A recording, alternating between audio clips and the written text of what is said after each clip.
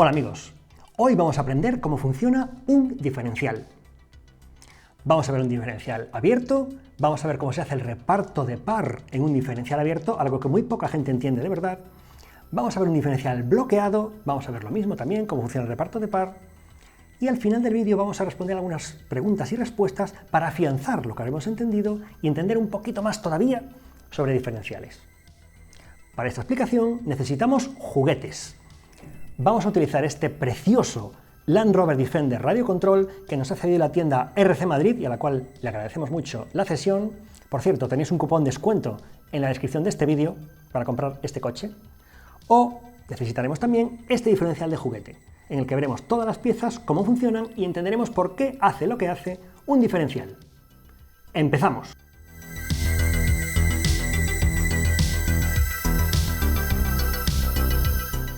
Empecemos por el principio.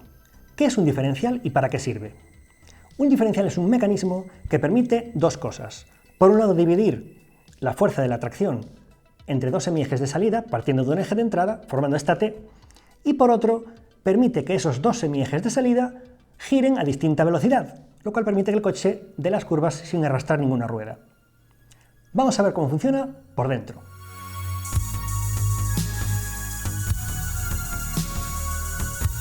El diferencial es esta pequeña carcasa de color gris oscuro que tiene tres engranajes dentro.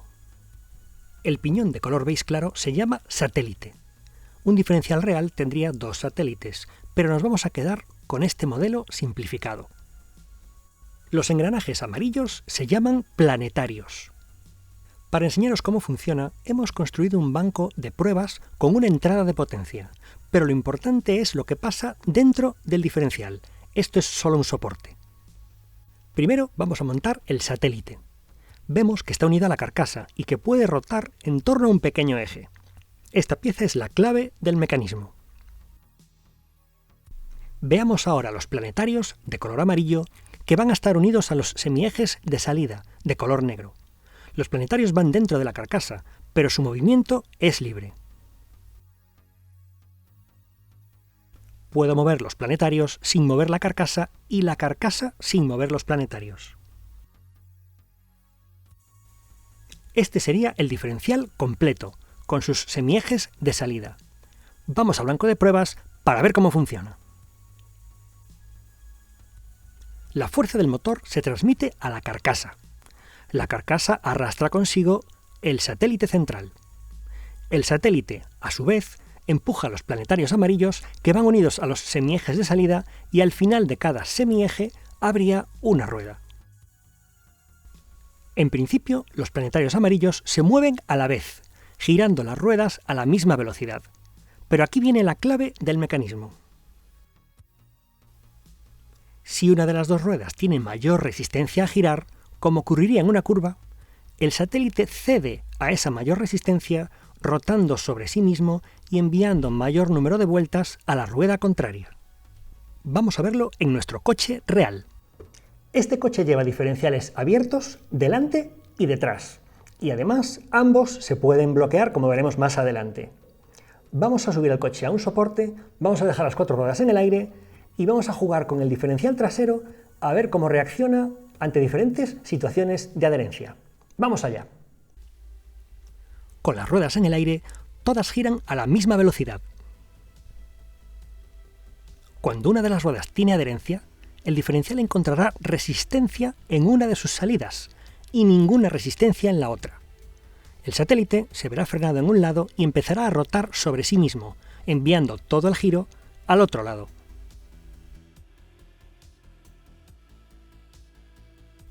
Si repetimos el mismo experimento actuando sobre ambos ejes, vemos que vuelve a suceder lo mismo. En cada eje, el diferencial encuentra una vía de escape para el giro del motor y las ruedas que están apoyadas con agarre no pueden mover el coche. Todo el esfuerzo motriz, toda la potencia, se pierde por el camino de menor resistencia.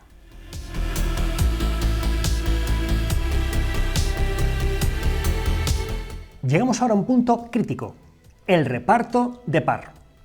Vamos a empezar a explicarlo por lo más importante. ¿Qué es el par de giro? El par de giro es la fuerza con la que gira algo que esté rotando. Por ejemplo, la fuerza con la que gira un motor o la fuerza con la que gira una rueda. Esa fuerza es su par de giro. Ideas importantes. No es lo mismo velocidad de giro que par o fuerza de giro. Por ejemplo, si arrancamos con un coche en primera velocidad, la marcha más corta, las ruedas recibirán mucha fuerza a poca velocidad.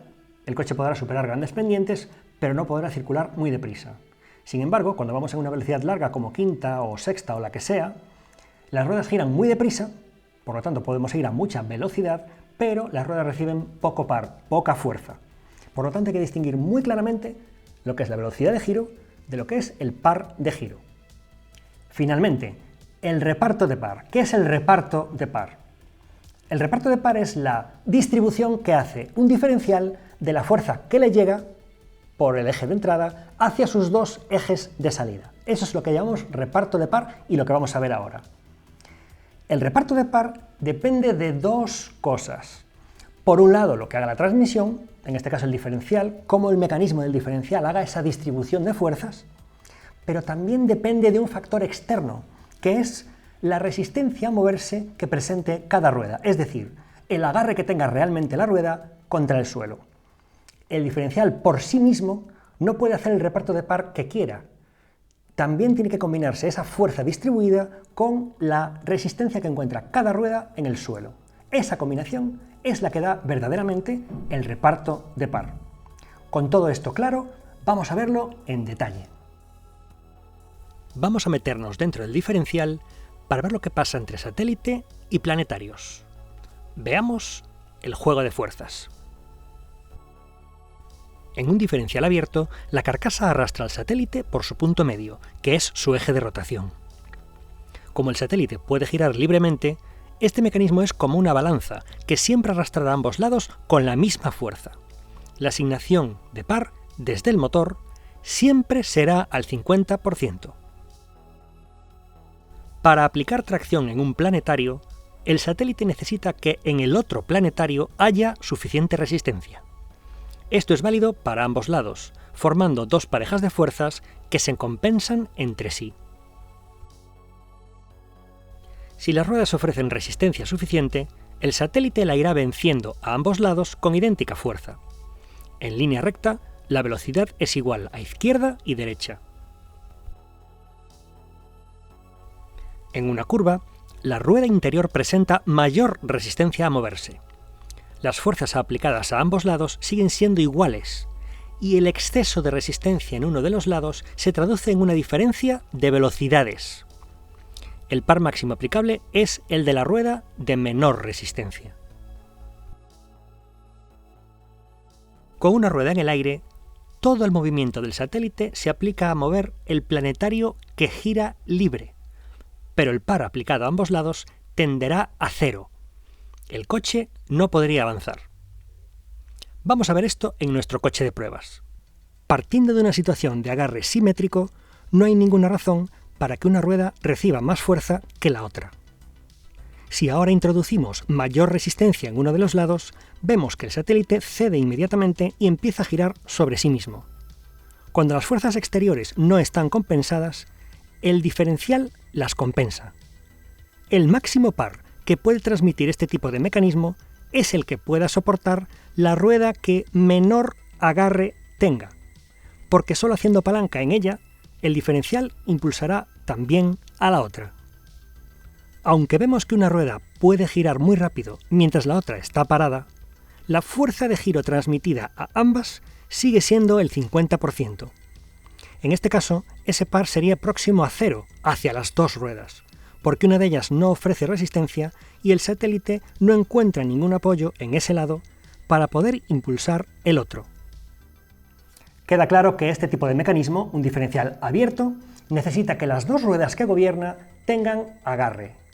Si una de ellas se queda en el aire o no agarra lo suficiente, el mecanismo del propio diferencial va a enviar todo el giro a esa rueda que no ofrece resistencia y la otra se va a quedar parada y sin fuerza. Vamos a ver lo que sucede cuando bloqueamos el diferencial.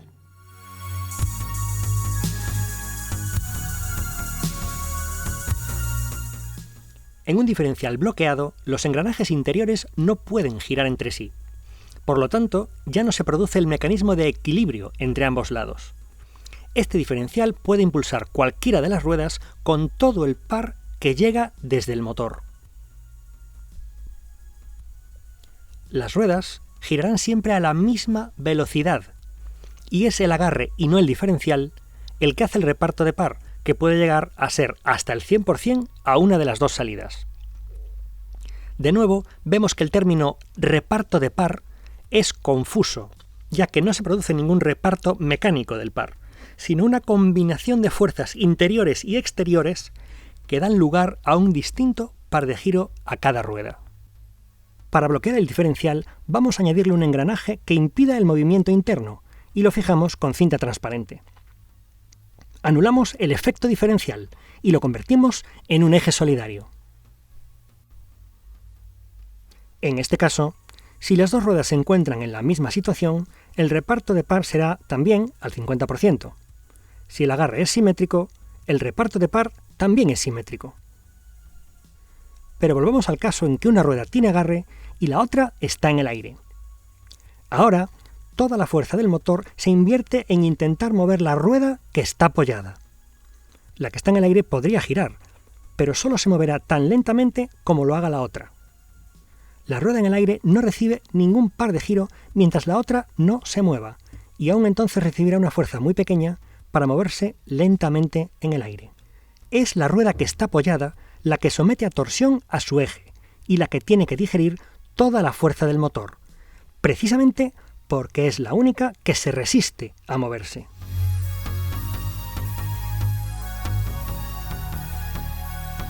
Vamos a resumir lo visto hasta ahora.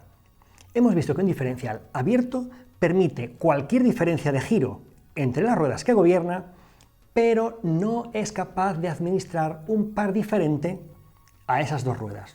Solo es capaz de suministrar el mismo par exacto. Ese par que suministra es, como máximo, el de la rueda que menos agarre tenga. Por otro lado, un diferencial bloqueado no permite ninguna diferencia de giro entre las ruedas que gobierna y precisamente por eso es capaz de hacer una distribución de par perfecta entre el 100% a un lado y el 100% al otro o cualquier combinación, precisamente para que ambas ruedas giren a la misma velocidad. El par de giro que es capaz de suministrar es el de la rueda que más agarre tenga. Hasta aquí la explicación de diferenciales. Vamos a ver ahora una serie de preguntas y respuestas relacionadas con todo lo que hemos visto para entender aún mejor y más a fondo cómo funcionan otros tipos de diferenciales y los que hemos visto también.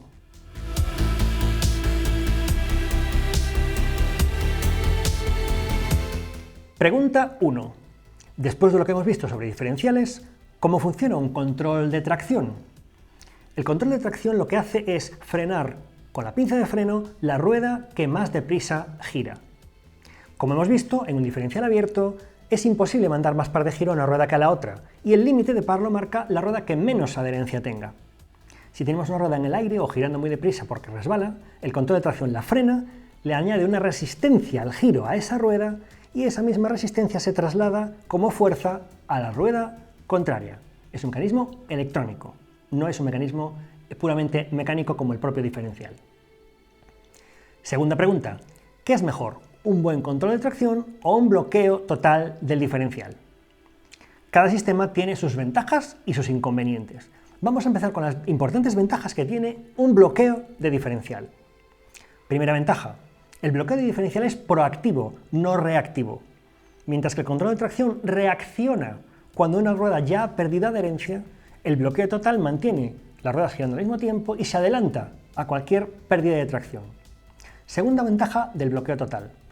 El par que suministra a las ruedas es constante, mientras que el control de tracción lo que hace son golpes de freno que dan golpes de tracción a la otra rueda, con lo cual el coche va un poco a saltos y no va de forma continua.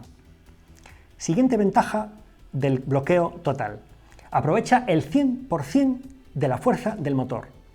Por muy bueno que sea un control de tracción electrónico, lo único que puede hacer es frenar una rueda y permitir que el diferencial le mande la mitad del par motor a la otra rueda, pero nunca el 100%. Sin embargo, como hemos visto antes, un diferencial bloqueado es capaz de suministrar el 100% del par a una rueda, dejando la otra en el aire e inmóvil. Por último, la cuarta gran ventaja del bloqueo frente al control de tracción. Un diferencial bloqueado nunca dificulta el avance del coche, mientras que un control de tracción sí podría dificultarlo. Por ejemplo, una rueda que está ligeramente apoyada en el suelo, con muy poquita adherencia y a la que aplicamos una pinza de freno, realmente estaría dificultando el avance del coche en cierta medida. En cambio, en un diferencial bloqueado no hay nada que esté deteniendo el avance del coche. Al contrario, las ruedas siempre giran en dirección de avance con la fuerza máxima que pueden soportar. Siguiente pregunta. Con todas esas importantes ventajas de un bloqueo, ¿por qué no llevan bloqueo más coches del mercado? ¿Por qué casi todos llevan control de tracción? Porque el bloqueo tiene importantes inconvenientes. El inconveniente fundamental del bloqueo de diferenciales es el peso y el coste. Al ser capaz de mandar todo el par de giro a una sola rueda, el bloqueo diferencial implica reforzar muchísimo el propio diferencial y reforzar todo el sistema de transmisión hasta la rueda. Eso añade masa y añade coste. Y además esa masa que se añade es masa no suspendida. Los palieres están en conexión directa con la rueda, se mueven con la suspensión y meter masa ahí en el coche es el peor sitio, digamos, donde se podría meter más material. Así que los diferenciales bloqueables tienen un importante coste porque hay que reforzar toda la mecánica de la transmisión. Además, el bloqueo de diferenciales solo sirve para casos extremos, donde la diferencia de adherencia es enorme entre una rueda y otra, por ejemplo, ruedas en el aire o ruedas en hielo y en asfalto, y solo sirve para esos casos. El resto del tiempo, en carretera mojada, sobre nieve, en terreno relativamente fácil, un control de tracción puede actuar todo el tiempo. Nos ayudará a mantener el control del coche, a mantener la tracción del coche en cualquier situación, mientras que un bloqueo no lo podemos llevar activo todo el tiempo porque forzaría la transmisión al sincronizar el giro de las ruedas. Por último, y no menos importante, un control de tracción electrónico bien parametrizado imita muy bien el bloqueo de un diferencial. Es decir, la diferencia se hace más patente en casos muy extremos de diferencia de adherencia. Pero en general, un buen control de tracción puede hacer un trabajo tan bueno que no hace necesario recurrir a una solución tan drástica como un bloqueo total. Por eso, la mayoría de los coches llevan control de tracción y casi ninguno lleva bloqueo hoy en día. Por último, una cuarta pregunta. ¿Qué otros tipos de diferenciales hay? Hemos visto el más común, que es el totalmente abierto, y hemos visto el menos común y el más extremo, que es el completamente bloqueado. Pero hay otros tipos de diferenciales intermedios entre la apertura total y el bloqueo total. Los principales tipos de diferenciales serían el más común hoy en día, el embrague multidisco.